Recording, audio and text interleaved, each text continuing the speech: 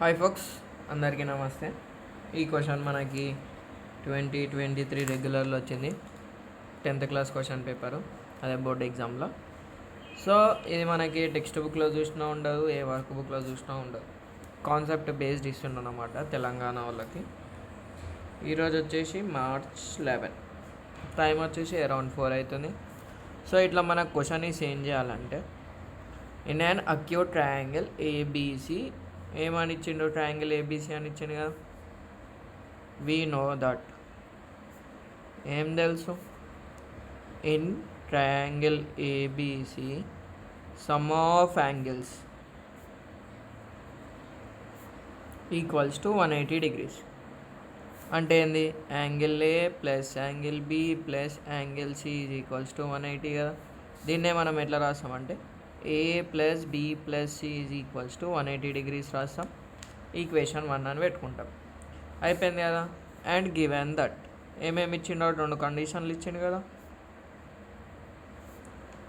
Sign of A plus B minus C equals to 1/2.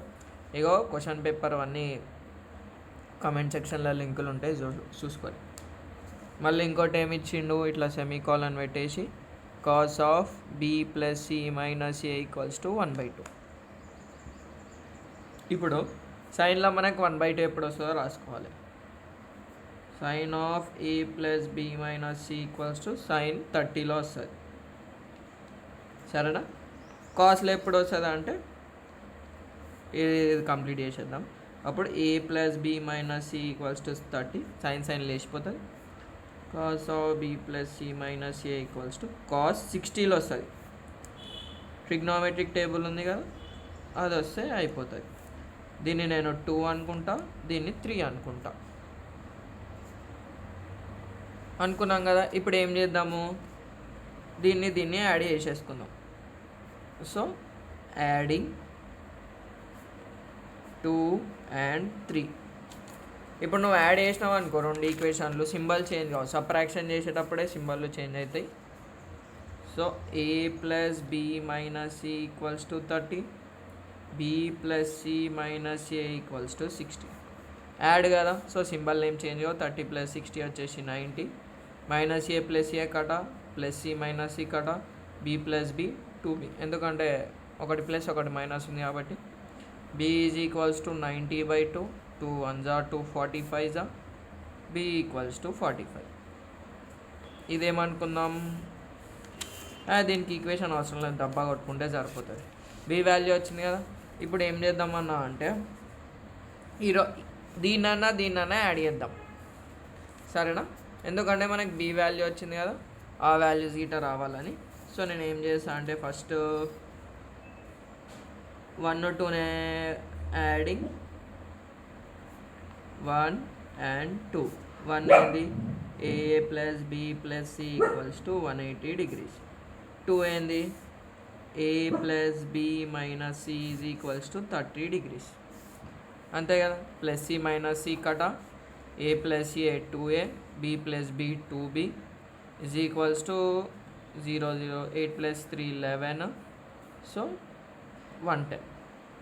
అంతే కదా. 18 + 3 21. అరే 0 0 0, 3 + 8 11, ఈడ 1 1 + 1 2.